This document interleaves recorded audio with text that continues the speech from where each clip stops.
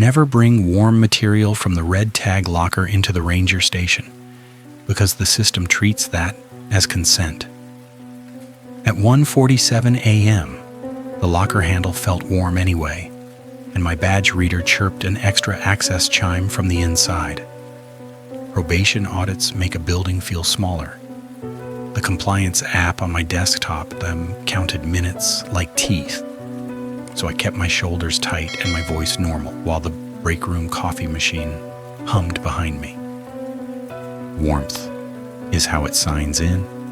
That thought landed in my head and stuck there, because the metal under my palm kept giving off heat in slow pulses, like something on the other side had been holding it. A lot of night jobs teach the same lesson. Trust the reader, not the room. The room lies all the time. The reader is supposed to be dumb, which is why it never lies on purpose. Except the screen flashed my badge class one level higher than it should have, and the little green line under my name doubled, like the log was printing me twice. The shift binder sat open where I left it, spine cracked, pages fat with staples and old coffee rings. The laminated card clip to the front had a peeling corner that kept snagging my sleeve, and the revision sticker on the edge read, Rev R 17/SARQ, in toner. So faded the 7 looked like a smear. Someone had initialed the bottom in blocky pen, JH, and the plastic over the words was scratched like a bored person had tapped a key against it for hours. The card said, if you feel heat on a red tag handle, you lock it and you call dispatch. If you carry heat across the threshold, the station will not recognize you. A thermostat clicked. The fluorescent buzz above the lockers stopped. Not faded, stopped, like the ceiling had swallowed the sound. The station had been buzzing and ticking all night, which is why the quiet made my stomach drop. Silence always meant something had taken control of the background. My hand hovered anyway because my brain kept trying to turn heat into a normal problem. A heater stuck on, a wiring short, a raccoon in the vents, anything that could be fixed with a screwdriver and a sigh, because the alternative meant I had to file a red tag incident, and red tag incidents auto-flagged probation. I already had 2 flags. The desktop ticket printer chose that moment to jam, paper half-fed, and my habit kicked in before my pride did. I slid the tray out, pinched the paper, and smoothed it down with my thumb the way my old supervisor taught me. Do it gentle, do it once, do it right. The paper came free with a soft tear, and the fresh print smelled like hot toner. The jammed ticket wasn't from the locker system. It was a door access report, the kind that normally ran at the top of every hour and got tossed. Someone had set it to print on a vent. The header line was plain, no logos, just a code and a timestamp, and the event was mine. Red tag locker open. Under it sat a second event, same code, same time, same line spacing, same everything. Except the badge ID wasn't mine. My skin went prickly under my uniform shirt, because the second badge ID matched the format of ours but not the number range. Like a copy made by someone who knew the pattern but didn't know the inventory. The log didn't show a name. It showed a blank where my name should be, and that blank was worse than any name. A camera monitor in the corner showed the locker hallway from above. The feed rolled smooth, no glitches, which is why the frame froze for half a second when I glanced up. In that half second, the camera caught the red tag door open and a figure in my uniform standing there. The figure's right hand was on the handle. My right hand was on the handle too. The coffee machine in the break room stopped humming again, even though nobody had touched it, and the badge reader gave that extra chime like it was acknowledging a second person. The binders always called it a Wendigo protocol in the notes, like folklore could be filed under policies, and I used to laugh about it on day shifts. Laughing felt impossible right then because the monitor didn't feel like a story. A drawer under the main desk stuck when it got humid, and I always gave it a little double tap before pulling. Habit beats nerves. The drawer slid open and showed the orange evidence tags, spare zip ties, and a pack of nitrile gloves that never fit my fingers right. A folded handwritten note lay on top of everything like it had been placed there on purpose, paper soft at the creases from being opened and closed too many times. Grease smudged one corner, and the ink had bled where a wet thumb dragged across it. Someone wrote 3 words on the inside, underlined twice, with a shaky line. Keep it cold. Below that, smaller, almost apologizing, it read, if JH tells anyone to stabilize heat, lie, lock it out. My throat tightened. That note wasn't official, and unofficial notes were their own kind of danger. Unofficial meant someone had been scared enough to risk getting caught. It also meant the official stuff couldn't be trusted. My phone vibrated on the desk. The caller ID showed the field unit line, and my thumb hesitated over the answer because policy said calls during red tag events got routed through dispatch and recorded. Probation meant I couldn't skip a recorded call. Probation also meant I couldn't afford another red tag incident. The line clicked open and Mara's breath came hard and fast in my ear. Truck's dead, she said, voice low like the trees were listening. Battery gauge dropped to nothing. I'm at the old staff cabin, no signal. I can see the station lights, but the road feels wrong. I need a tow, or I need a ride. Mara and I weren't friends in the way day people are friends. Night shifts don't build that kind of soft connection. Night shifts build something else. She'd taught me the trick of counting door latches without thinking, so my hands did it automatically, 1, 2, 3. If a latch didn't click on 3, something was off. Her voice had that same offness. Not fear exactly, more like a person trying not to say a word out loud. A pro-social part of me moved before the selfish part could argue. Stay in the truck, I told her, because the cabin was a known gap in our camera map. Keep your interior light off. I'm coming. That was the first rule I broke that night, and I broke it for her. Red tag events meant the station couldn't be unmanned. Period. The binder called it containment posture. Probation called it a trap. I looked at the locker handle, at the heat that didn't belong, and I told myself I could solve both problems in one run if I moved fast. Speed has always been my worst flaw. Speed feels like competence until it becomes denial. The shift binder had a second page, clipped behind the laminate card, a printout with a staple shadow in the top left where a previous packet had been removed. The email subject line was printed in bold. Cold chain handling update, Rev R17. Somebody had routed it through the same SARQ mentioned on the sticker. The toner on the middle line was smeared, like someone tried to wipe wet ink even though it was laser, and that smear covered one word in the third sentence. The memo said, if a recovered item presents as warm, do not discard it. You may stabilize it at station heater unit B to preserve chain. My eyes snagged on the word may. May gave permission. May also hid intent. The smear over the third sentence hid the rest of the instruction, which is how permission turned into a trap that could be denied later. A plastic bin on the shelf next to the locker was labeled with a tag that read, Unit B Kit /Inventory 22K. The kit existed for hypothermia calls, the kind that made headlines when tourists went missing and got found half alive. Inside were heat packs, a thermal blanket, and a sealed sleeve for warm material transfer. That last phrase always sounded wrong to me, but I'd never said it out loud. I grabbed the kit because Mara's breath on the phone had gotten thinner, and because my brain wanted a reason to open the red tag locker without calling dispatch. Saving a coworker counted as reason. It also counted as a way to tell myself I was still a decent person, even if probation had turned me into someone who hid errors. The latch clicks under my fingers didn't feel like reassurance anymore. 1, 2, 3.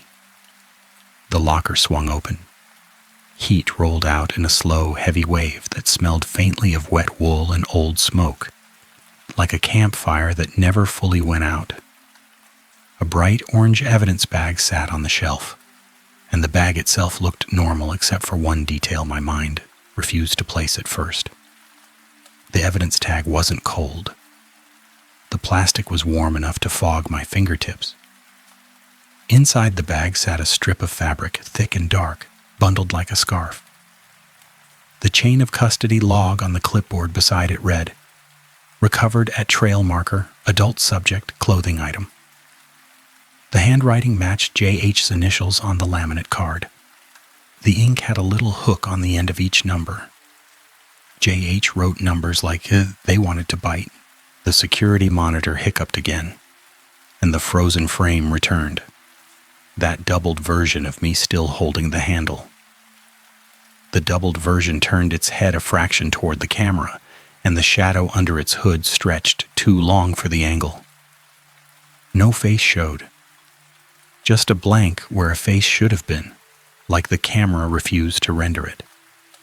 My stomach lurched, and I did the thing I always do when panic tries to hijack me. I wrote down the details, date, time, door state. The pen shook. That mattered too. Evidence wasn't only footage. Evidence was the way my hand couldn't hold steady even when I forced it. "Station," Mara whispered on the line. "Something's walking around my truck." My mouth dried. "Describe it." "Not a bear," she said, and the way she said "not" made my skin tighten. "It's tall. It's not walking like a person." The binder had a section on visitor behavior anomalies that I'd skimmed once for laughs. Now the word tall made my shoulders creep toward my ears. I pictured the frozen frame, the stretched shadow, and I told myself this could still be a prank, a training test, a probation stressor. Corporate liked to do surprise audits. Corporate also liked plausible deniability. Two hypotheses lined up in my head, neat and miserable. Either J.H. had set me up with a fake red tag event to see if I'd follow procedures under pressure, or the station's Wendigo protocol wasn't a joke and something used heat like bait. My own lie from earlier in the week shoved itself up through my throat. I'd dismissed a minor access glitch and written it off as a scanner error because I didn't want the paperwork. Small lies stack. Small lies build a ladder down. The heat kit's zipper rasped as I opened it. Inside, the thermal blanket sat folded and sealed, silver on one side, blue on the other. I slid the evidence bag's fabric strip into the warm transfer sleeve like the memo suggested, because the memo gave me permission, and because permission felt like safety. A second access chime sounded behind me. The badge reader wasn't near my elbow anymore. The sound came from deeper in the locker, from the shelf itself, like metal had learned to sing. Mara's breathing turned into a hiss. "It's right at the window." The professional part of me wanted to tell her to stay quiet, to keep doors locked, to turn on the horn. The human part of me imagined her alone in a dead truck, an adult who had covered my mistakes twice this month, and my hands moved before my brain finished voting. The evidence sleeve went into my backpack. The locker door shut with a soft thud that didn't feel final. A short drive path led from the station to the old staff cabins, and the path was supposed to take 5 minutes. The station's parking gate arm lifted when my badge beeped at the reader, and the arm lowered behind my truck with a slow sigh of hydraulics. My habit made me glance in the rearview mirror twice, because my old job taught me to always check your 6. The second glance showed the gate arm still moving like it couldn't decide whether to close. Headlights cut through the pines and turned the trunks into alternating bars of light and dark.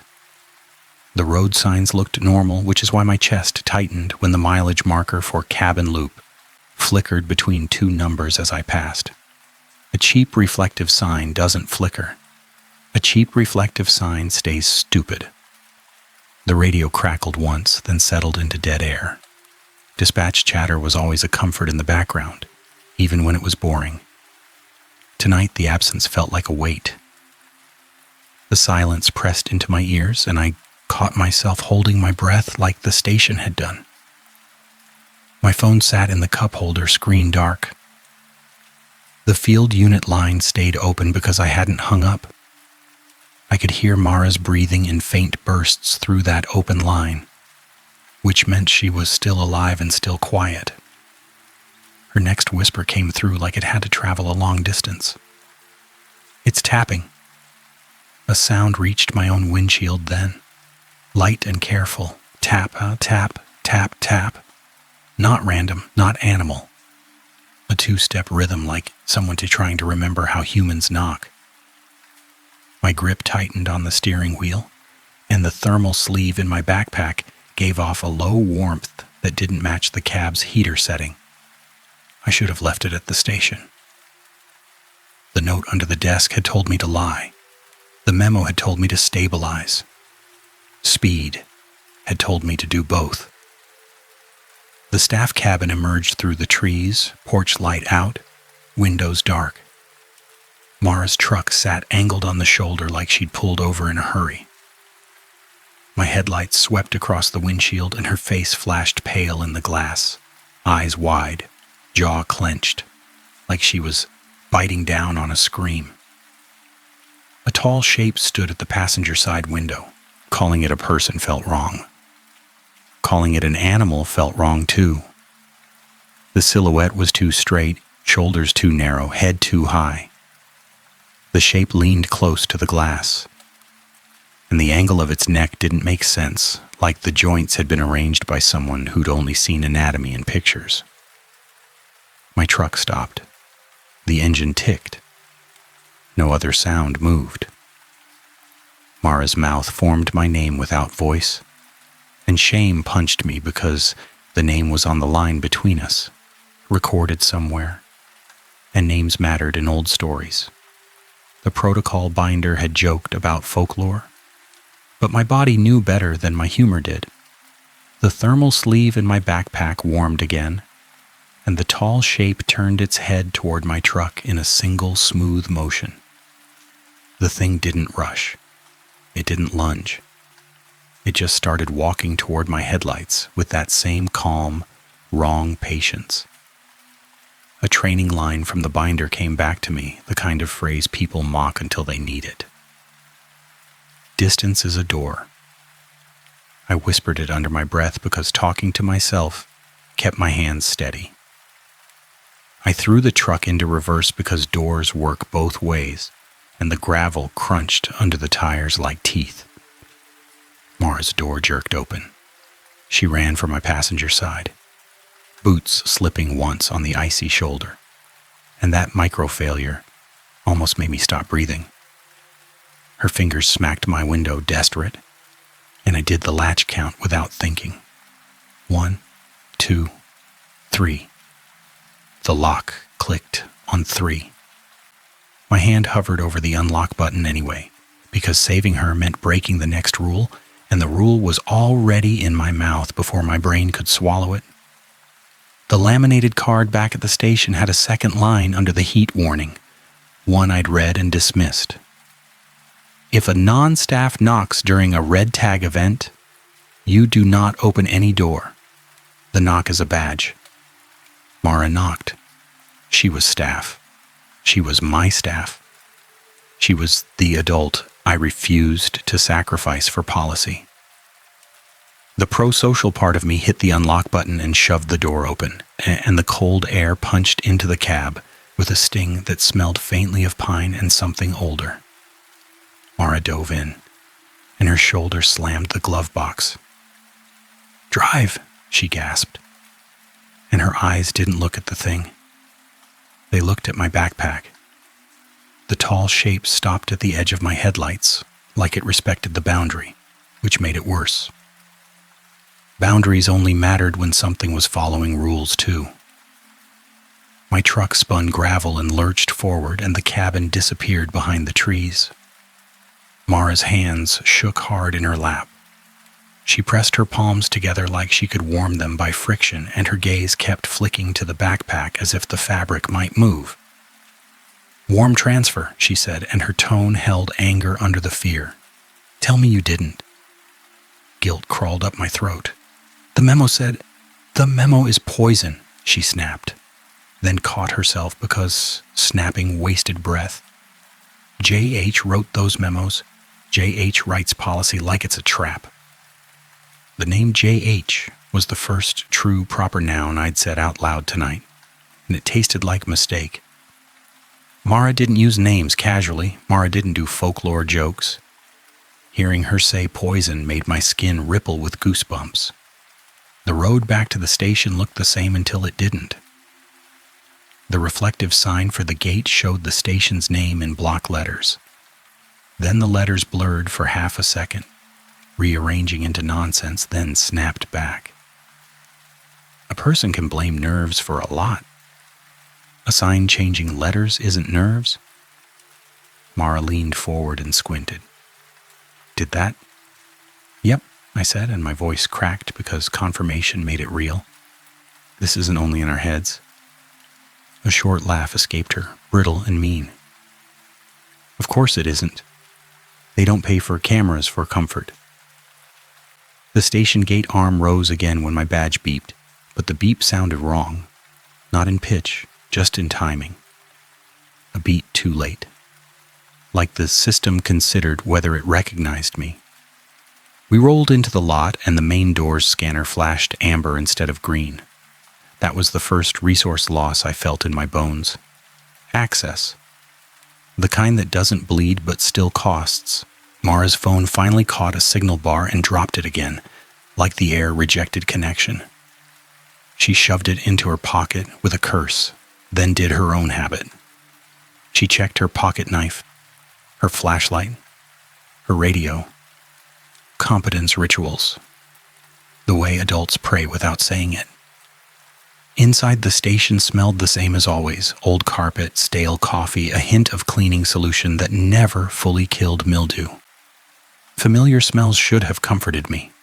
Instead, every familiar thing felt like a mask. The badge reader at the evidence corridor chimed again, soft as if someone down there had swiped in and was waiting politely.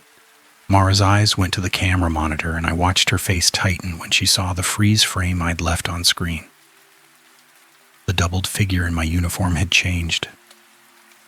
The head tilt was deeper now. The shoulders had slumped like it was learning my posture. The shadow under its hood stretched longer, then longer again, like a film being pulled. Mara swallowed hard. "That's not a prank. Human theory," I muttered because my mind needed the option. Sabotage. Probation test. Somebody cloning badges. Entity theory, Mara countered, and the way she said entity wasn't mystical. It was procedural, like she'd filed entities before and hated doing it. "The rules are bait. The bait isn't for tourists." Her finger tapped my backpack. "Tap, tap!" "What did you bring?" The thermal sleeve warmed through the fabric like it heard the question. My mouth opened to lie. The lie was ready. It would have protected me. It would have protected my probation. The guilt from last week burned in my throat, and I forced the truth out because repair starts with confession. Not because I was brave. "A clothing strip," I said. "From Red Tag." Mara's eyes closed for a second, and when she opened them, she looked older. "Give it to me." Handing over warmth felt wrong in a way my body understood without words. The backpack zipper rasped again. Mara pulled out the sleeve, held it at arm's length, and her face flinched when the heat rolled off it. That was the first time I noticed the pattern on the sleeve's seal. A printed strip of tiny triangles ran along the edge like a barcode that wanted to be teeth. I hadn't noticed it then. I'd been too busy being fast. Mara noticed everything, which is why her voice went quiet. "That seal isn't ours," she said. "That's vendor, that's outsourced." Outsourced heat. Outsourced consent. A phrase tried to form in my head and made my stomach churn. Institutional decay, dressed up as efficiency. Mara stepped toward the red tag corridor, and I grabbed her sleeve without thinking, that protective reflex I hated because it made me look weak. "Policy says one person only." She yanked free. "Policy can go to hell," she said, then corrected herself, because she was still Mara. "Policy can wait. We need to contain what walked to my truck." Contain. That word was better than fight. Fight implied something to hit. Contain implied something to keep from spreading. The shift binder had a section on containment posture with another quote clipped in, toner faded, and a coffee ring that cut through the middle. The quote was short, too confident, like a person who'd never stood in a hallway at 2 a.m. with a warm bag in their hands. It said, "If heat is present, activate cold chain lockdown. If the alarm stops, do not verify. Log and exit." Mara snorted. "Do not verify. That sounds like legal language." I heard my own small, bitter laugh. Do not verify sounds like how people avoid finding the truth. The comment would have been funnier if the evidence corridor hadn't answered with another access chime, soft and patient. The amber light on the main door scanner flashed again too, like the station was reconsidering recognition. A stakes line landed in my head with the weight of a date on a letter. If I triggered cold chain lockdown, the system would log it, the log would hit probation, and my badge would get reviewed at 6 a.m. by someone who only saw numbers. If I didn't trigger it, Mara might not see sunrise. My hands shook. Stupid, so stupid. That self-talk didn't help, but it kept me honest. Cold chain lockdown was a button under a clear plastic flip cover on the wall, the kind of button meant to keep curious tourists from pressing it. My thumb flipped the cover up and the hinge squeaked. Mara watched the corridor. I watched the monitor. The doubled figure's shadow seemed to stretch toward the camera lens. The button depressed with a stiff click. A low tone rolled through the station, not loud, just firm. The hallway lights dimmed. A vent shut somewhere in the ceiling, and the air temperature dropped like someone opened a freezer door. For 3 seconds, relief felt real. The badge reader at the corridor flashed red. The access chime stopped. The coffee machine in the break room hummed again, like the station remembered its own background noise. Mara exhaled hard. Containment worked. A tiny competence win.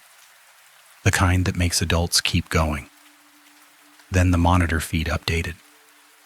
The camera still showed the corridor, but the doubled figure was gone, and the red tag locker door stood open again. The access log on the desktop refreshed on its own. A new line appeared as clean as if a clerk had typed it. Warm material transfer. Completed. My mouth went dry. "That's not in the template," I whispered. Mara's jaw clenched. "The system thinks you carried it." "I didn't cross the threshold with it," I said, then realized my backpack had crossed the threshold earlier. The backpack had been on my back. The warmth had been near my spine. I'd brought it to Mara's truck. I'd brought it back. Warmth had crossed twice. The note under the desk said, "Keep it cold." The memo said, "Stabilize heat." The lockdown quote said, "Do not verify." 3 different voices, one hallway, one building that now felt like a mouth. A curiosity bomb hit hard enough to make my fingers go numb. If the system logged transfer completed, where did it think the warmth went? Mara moved fast. That practical speed that wasn't denial. She shoved the sleeve into an evidence bin, snapped the lid down, and wrapped a zip tie through the latch. "Cold storage," she said. "Walk-in freezer now." The freezer sat behind the maintenance door, used for animal carcass samples and the occasional confiscated cooler.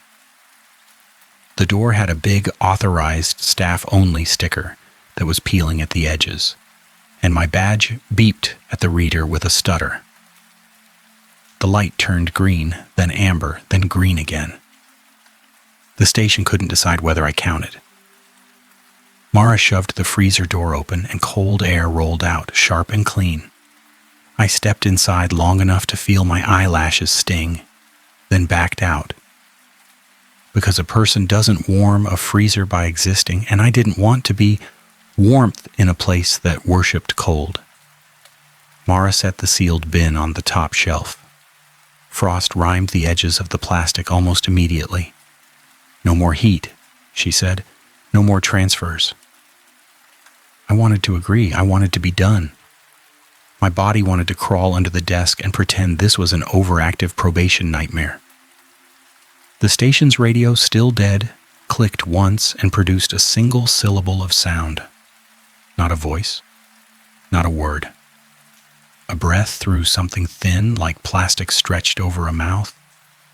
Mara froze. I froze too. The freezer's fan whirred, and then the whir stopped.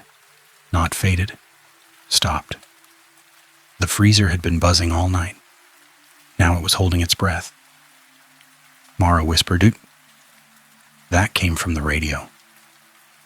The radio wasn't plugged into the freezer. It sat in the main office, dead and useless. A sound made itself known in the corridor outside the maintenance door.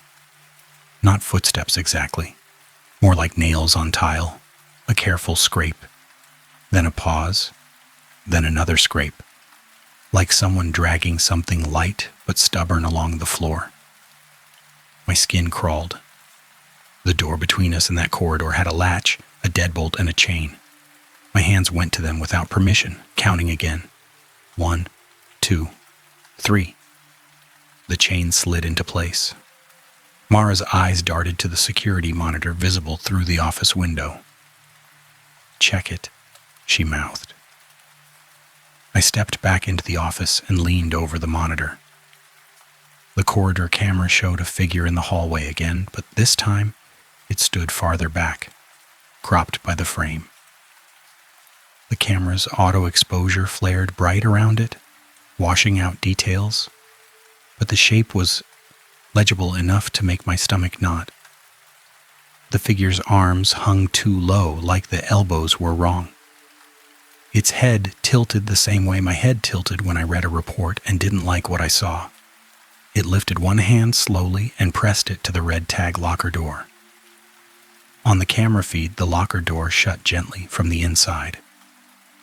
The access chime sounded once, soft, polite. Mara's voice came behind me, tight. "It can operate doors. It can operate badges," I corrected, and my own voice scared me. Operating badges meant operating identity. That was the real horror, not teeth or claws. Paperwork. The shift binder had one more laminated strip tucked in the pocket, edges curled like it had been pulled out and shoved back too many times. A staple shadow marked the top corner, and the initials on the bottom weren't JH's. They were something else. 2 letters I didn't recognize. The strip said, "If the corridor camera brightens on its own, you do not look for the figure. You shut off all heat sources and you wait for clearance reset." "Wait for clearance reset?" Mara repeated. "That's not an emergency step, that's a business process." Her tone carried the same theory bait my brain wanted to reject. Maybe this wasn't folklore. Maybe it was corporate policy weaponized. Maybe the entity was a process. My probation app on the desktop pinged, and the notification popped up like an accusation. Shift compliance reminder. Final review at 6 a.m. Outstanding flags, 2. Lockdown events, 1. Time squeezed my chest. Another lockdown, another flag. Badge revoked.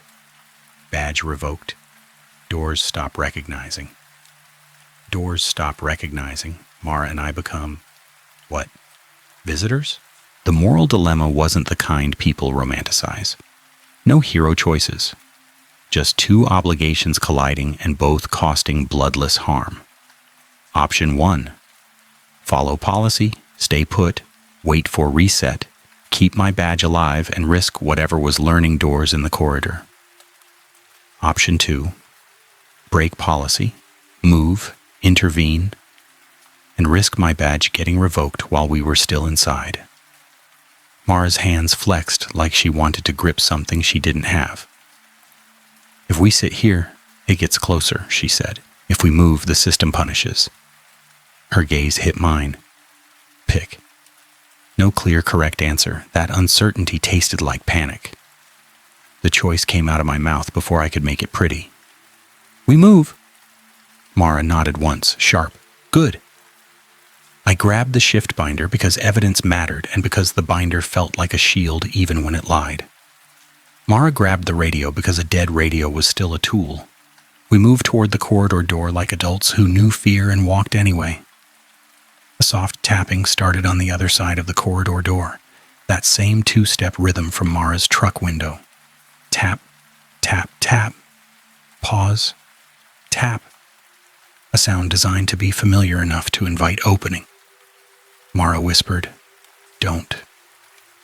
I didn't touch the handle. I raised the binder instead, flipping to the back pocket where old versions of memos sometimes lived. Forgotten. Paper cuts lined the edges of my fingers as I shoved through the stack. My habit from inventory days kicked in.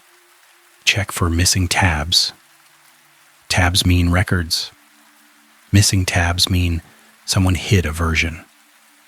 One tab was missing, a torn paper edge, clean, like it had been removed carefully, the torn edge left behind the faint outline of a printed triangle pattern, the same tiny teeth on the warm transfer sleeves seal.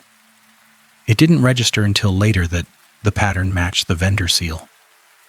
In the moment, it just made my stomach drop, because it meant the binder had been edited by whoever supplied the warmth. Mara grabbed my wrist. "What did you find?" "Old revision," I whispered, and the words felt heavy. "The real rule." The corridor door handle warmed under my palm, through the glove, like it recognized contact. Heat again. Consent again. The old revision page was thin, photocopied, toner so light it looked gray. A coffee stain ringed the top corner, and the subject line was similar but not the same. Cold chain handling update, Rev R11. No 7, no smear, no May. The critical line read, clear and blunt. If a recovered item presents as warm, you discard it outside the perimeter. Stabilizing heat is a compliance test. My breath hitched. The memo I'd followed had been forged, or at least altered. The smear over the third sentence hadn't been an accident. It was a missing knot. A missing knot is all it takes to flip survival. Mara's eyes went sharp.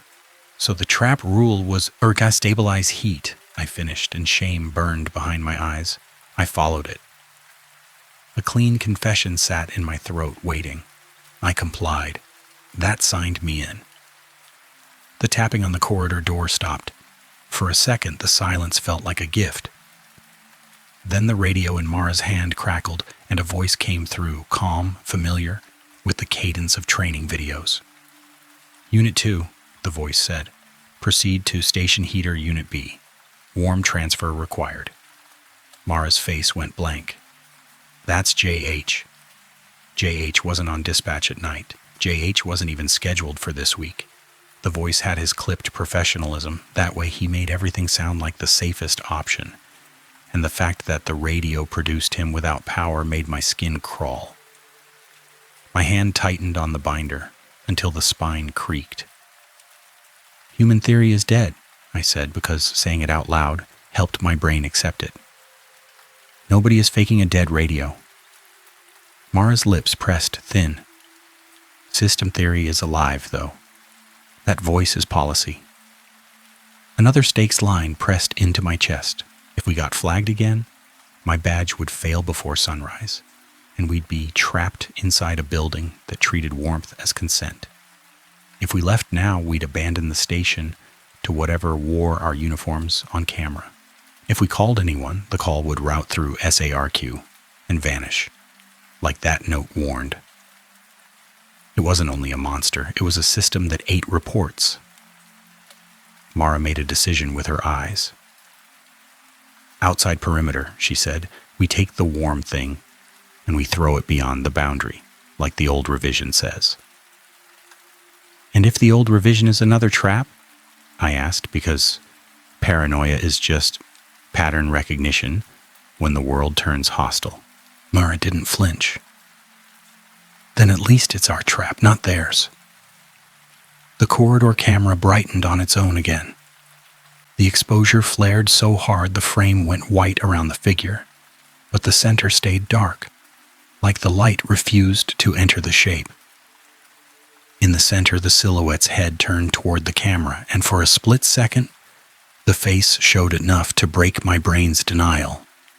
No eyes, no mouth, just a smooth surface where features should be, except for a faint seam running down the center like a mask stitched poorly. Beneath that seam, the shadow moved wrong, like something underneath was trying on human geometry. My stomach rolled. Mara whispered, "No." The door to the freezer thumped once, soft, like someone knocked from inside. That was impossible. The bin was sealed, the freezer was locked. The latch count on that door was correct.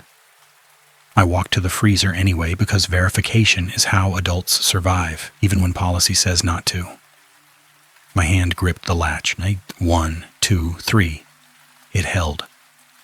A warmth bloomed through the freezer door, faint at first, then stronger. Frost on the handle melted in a thin line. Heat inside cold. Consent inside containment. Mara backed away, eyes wide. "It's moving," she whispered. "Not physically, on paper, on policy." Her phrase hit hard. This wasn't only a creature, it was a process that flowed through our procedures like water through cracks. The red tag corridor door handle warmed again, and this time the warmth felt targeted, like a finger placed on my pulse. A thin, dry sound came from the station ceiling then, halfway between a page turning and a plastic bag being smoothed out. That was the auditory ghost, the kind of sound that belongs to quiet offices, not empty hallways at night. The sound repeated twice, slow and deliberate, like someone flipping through pages that weren't there. Mara's eyes flicked to the binder. "It's reading," she mouthed. My hands shook so hard the binder rattled. "Close the door, close it now." The panic loop came out ugly, and Mara snapped the corridor door's deadbolt with a harsh click that echoed too long. Silence followed. The station held its breath again. A soft notification pinged on the desktop. An email appeared in the queue without any alert sound, like it wanted to be discovered, not announced. The subject line read, "Acknowledgement. Warm transfer completed." And the sender field was blank. Mara leaned over my shoulder, and her breath turned shallow. "Don't open it." I opened it anyway because denial had already cost us and because knowledge was the only currency I could still spend. The email body was short, clinical, almost polite.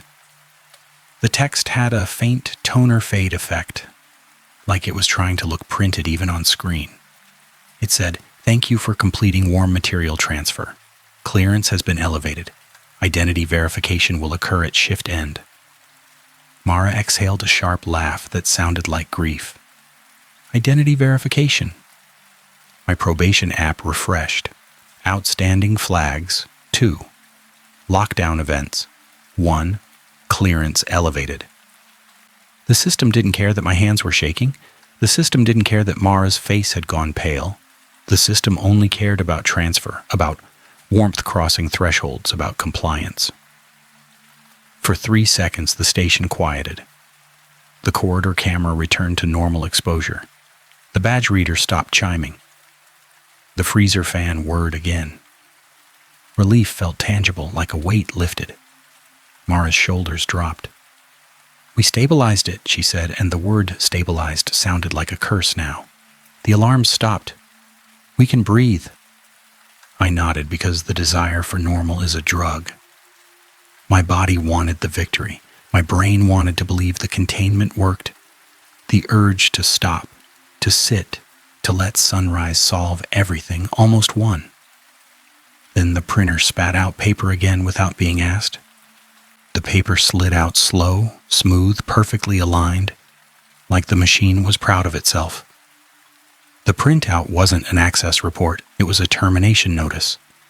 Plain text, no logos, no names, just a line that made my throat close. Badge access revoked due to identity mismatch. Mara's hand flew to the desk phone. She lifted it, listened, and her face tightened. No dial tone, she hit the buttons anyway. Nothing. The phone was dead. The building had been humming again. Now the hum cut off, not faded, stopped. The station held its breath, and so did my chest, because the resource loss wasn't subtle this time. Communication gone, access gone, safe space shrinking. The main door scanner flashed red when Mara swiped her badge. Red again. She swiped twice, habit, then stopped herself because the binder had a rule about retries. A page in the binder, old and torn, held another quote, scrawled in marker across the margin like someone had been desperate to warn the next person. It said, "You get one retry, the second swipe is consent." Mara's hand froze midair. Her eyes met mine. "We can't brute force our way out." My throat burned. "My badge just got revoked," I said, and shame rode the words like bile. "The system doesn't recognize me now." Mara's gaze dropped to my backpack, like it could see the warmth through fabric. "It recognizes you enough." The corridor camera feed flickered. The white flare returned. But instead of bleaching the figure out, the flare outlined it like a sketch. The silhouette stood closer now, directly in front of the corridor door. Head tilted, arms hanging long. A badge reader chime sounded from the corridor side of the door. Then another chime deeper in the station behind us, from the break room. I spun and my body went cold. The break room door stood open. The coffee machine sat dark and silent. A warm glow pulsed faintly from inside the supply closet, where station heater unit B was mounted. I didn't remember turning it on. I didn't remember even touching it. Mara's voice came thin. "It wants us to follow the memo." My mouth opened, and a harsh laugh came out, because the choice was sick. If we turned on the heater, we complied with the trap rule. If we turned it off, we defied the system and risked whatever consequences policy had baked in. The system loved choices like this, choices that let it blame the human either way. A soft sound rose from the supply closet. Not footsteps, not breathing. That same polite tapping rhythm, closer now, tapping from inside the heater housing itself like metal had become knuckles. Mara whispered, "It's in the heat. It rides it." I rubbed my thumb against the edge of my badge without thinking, that anxious habit of smoothing plastic when I wanted control. The badge felt warm, not room temperature, warm like skin. The urge to eat hit me then, sudden and humiliating. Not hunger for food, hunger for heat. My mouth watered and my stomach twisted like it wanted to swallow the air itself. Shame flooded me because I understood the worst part immediately. Warmth had crossed the threshold. Warmth had crossed through me. I clenched my jaw hard enough to ache. "Keep it cold," I whispered. The echo phrase, sliding out like a prayer I didn't believe in until I needed it. Mara's eyes flicked to my mouth, and her expression changed to something like pity. A tiny theory bait snagged my brain then, sharp as a hook. The access report earlier had printed a blank name. The system had known the badge format, but not the person. Now the system revoked my badge for identity mismatch. The system wasn't failing, it was processing. Processing me. Mara moved toward the freezer, fast, decisive. "We use cold as containment," she said. "We put the warm thing where it can't ride us." "The warm thing is—" I started, then swallowed the rest, because admitting it made it real. Mara didn't soften her voice. Softness wastes time in emergencies. "The warm thing is you, or your badge, or whatever touched that sleeve. We isolate the carrier." My hands shook harder. Stupid, so stupid. The self-talk got mean because fear gets mean. Mara's eyes went wet, and that was the second time she affected my decision in a way that hurt. She didn't want to isolate me. She wanted to save both of us. She also knew policy would treat isolation as abandonment. A moral choice with no clean ending again. I swallowed hard. "Do it," I said, because responsibility is heavier than fear. If isolation stops it, do it. Mara grabbed the evidence bin from the freezer shelf, the one that now had frost melted in a line. She shoved it toward me. "Take it," she said. "Take it into the freezer with you." My body recoiled from the bin like it was a snake. The warmth in my badge pulsed. My stomach twisted. My throat went dry. "I can't," I whispered, then hated myself because I sounded like a child. Mara's voice broke once, just once. "You can, because if you don't, it gets out." A soft voice came from the desk radio, calm and familiar again. "Proceed to station heater unit B. Warm transfer required." The voice wasn't JH anymore. It had JH's cadence, but the vowels were wrong, stretched, like someone repeating a recording without understanding the mouth shapes. That was the system wearing authority. Authority betrayal, dressed in compliance. Mara leaned close. "Listen," she whispered. "We document, we transmit, we make this stick somewhere it can't eat." Her fingers slid a flash drive out of the desk drawer, the kind we used for camera exports. The drive had a cheap sticker on it, a triangle tooth pattern matching the warm sleeve seal. Mara peeled the sticker off with her nail, slow and careful, like she didn't want it touching skin, then wiped the drive on her sleeve. "Upload route is blocked," I said, and the hunger in my belly made the words wobble. "SARQ eats attachments." Mara's eyes stayed locked on mine. "Not if it goes out through the public incident portal, the one they tell staff never to use." That portal had been mentioned in training as a liability risk, a place tourists could file complaints. Staff were told it wasn't secure. Staff were told it was unreliable. Staff were told a lot of things to keep them quiet. Mara typed fast on the desktop, hands steady in a way mine weren't. My habit tried to help. Anyway, I pointed at fields, at timestamps, at the access report. "Include the duplicate badge ID," I said. "Include the freeze frames. Include the memo revisions. Make it a pattern." Mara nodded, and her lips pressed tight as she worked. The cursor flickered. The screen lagged. The portal kept trying to log her out. The hunger rose again, a wave that made me swallow bile. My skin prickled with cold sweat. The heater closet tapped in that two-step rhythm, and the corridor door handle warmed, and the station held its breath. All signs pointed to one reality. The system wanted warmth. The system wanted transfer. The system wanted me to comply until I became paperwork. A sharp ping sounded from the desktop. Mara flinched. The portal upload bar jumped from 10% to 100 in one blink. Mara exhaled, and relief flashed across her face. "It went," she whispered. "It went out." For a second, the station's hum returned. The coffee machine ticked on. The corridor camera exposure normalized. Even the heater closet tapping stopped, like the system listened to the upload leaving and didn't like the taste. A competence win that cost something. The cost landed immediately in my mouth. The hunger surged so hard my teeth hurt. Mara grabbed my wrist and squeezed.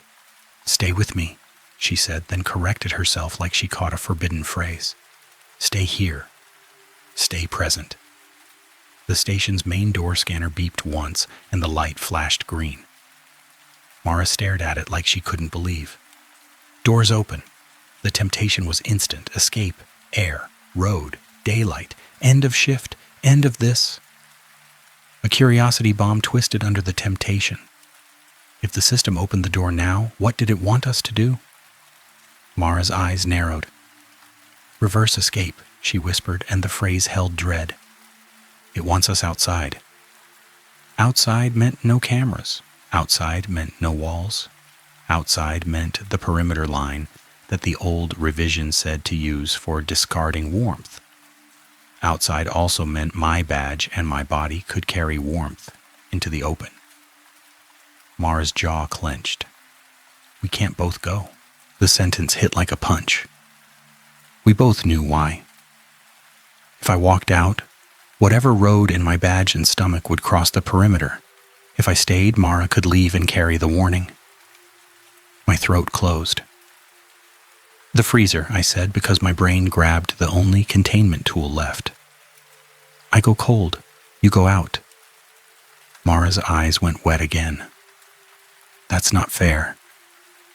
"Fair died when they wrote the memo," I said, and my voice went flat, because emotion would break me. "This is repair." Mara grabbed the binder and flipped to the back, to the torn tab edge with the vendor teeth outline. She yanked the page free and shoved it into her pocket like it was proof of a crime. "I'm not leaving you with nothing," she said. A sound came from the corridor door then, not tapping. A soft scrape. Nails on tile, moving closer. The camera feed flared white again, and the silhouette pressed against the lens until all I could see was dark. One clear still frame moment landed in my mind, like a photograph burned into memory. The shape's hand on the glass had too many joints. The fingers bent in places fingers don't bend. The palm was flat and smooth like a glove, pulled too tight over something not shaped like a human hand. Mara whispered, "Now." We moved. No debate, no more options. The freezer door opened, cold air slamming into my face. My skin screamed relief and fear at once. Mara shoved the evidence bin into my arms, and the bin radiated heat like it hated the cold. The hunger in my belly surged toward it. I clenched my jaw until it ached. Mara shoved the flash drive into my shirt pocket, then paused and ripped it back out, shaking her head. "No," she said, voice sharp with logic. "Carrier stays. Evidence leaves." She pressed the flash drive into her own pocket instead, then held my gaze. "If you make it through, you get to hate me for this," she said. A bitter laugh escaped me. "Deal." Mara's hand touched my cheek for half a second, gloved, gentle, then pulled away like contact was dangerous. It was. Everything was. The freezer door began to close. Mara held it open with one boot for a breath. "Keep it cold," she said, echo phrase returning like a promise. My voice came out hoarse. "Keep it cold." The door shut. The latch clicked. 1, 2, 3. The chain slid into place on the outside. I heard it. Mara did it right. Cold swallowed the world. The freezer fan whirred, then stopped. Not faded, stopped. Silence filled the space like water. And in that silence, the hunger became loud. My stomach twisted, my mouth watered. The evidence bin on my arms pulsed with warmth like a heartbeat.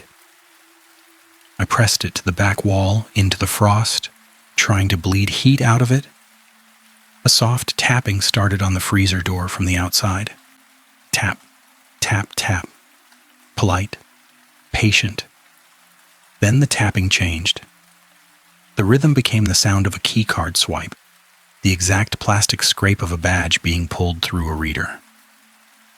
The sound repeated, smooth and practiced, like someone had trained on it. A voice came through the freezer wall, muffled but clear enough to make my skin crawl. Proceed to station heater unit B. Warm transfer required. The voice didn't sound like JH anymore. It sounded like me. My stomach lurched. Shame hit so hard my eyes burned. The system wasn't only wearing authority, it was wearing identity. I clutched the evidence bin tighter and forced my breath into a pattern. In through the nose, out through the mouth. A trick from a different job, a different version of me. Stay present. Stay cold. A faint vibration buzzed in my pocket. Not the flash drive. That was gone with Mara. This was my badge, pressed against my chest. The badge was warm. Warm enough to fog my fingertips through fabric. I could feel a pulse in it, slow, deliberate, like a heartbeat that didn't belong to me. My mind tried to map possibilities because adults cling to logic even when the world breaks. Maybe the badge had a heating element for winter work.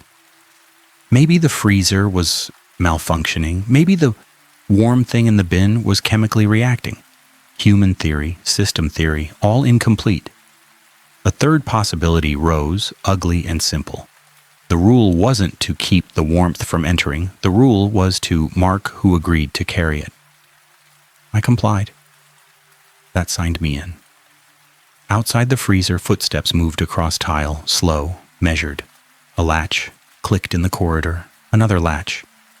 The station's door hardware answering in sequence like a person testing boundaries. Mara was out there alone with a flash drive and a plan, and my chest tightened because my body wanted to open the freezer door and help her. The hunger wanted to open the freezer door for a different reason. My fingers dug into the evidence bin lid until my knuckles hurt. Pain is an anchor. I needed anchors. The freezer's inner light flickered once, then steadied. Frost on the back wall melted in a thin line that traced a triangle tooth pattern, exactly like the vendor seal. The pattern wasn't random, it was a signature. A thought slid in, sharp and cold. If the warmth had a vendor signature, then this wasn't only one station, this was a product, a service, a contract. The station's hum returned faintly through the freezer wall, then cut off again. Not faded. Stopped. Silence. Then a single ping, like an email notification, muffled and distant. Somewhere out there, Mara would see the portal submission in her outbox, and then it would probably vanish. Like the note warned. Somewhere out there, she'd push again anyway because Mara didn't accept silence as an answer. My badge pulsed against my chest. The hunger rose. I stared at the freezer door, at the thin line of light under it, and I listened to my own breath because it was the only sound I could control. A final, quiet realization hit like a splinter. The radio voice had never needed power to talk. The badge reader chime had come from inside a shelf. The system didn't live in wires. It lived in compliance. The tapping on the freezer door stopped. For 3 seconds, the silence felt like relief. Then the freezer door latch clicked from the outside, slow and careful, like someone who knew the exact count. 1, 2, 3.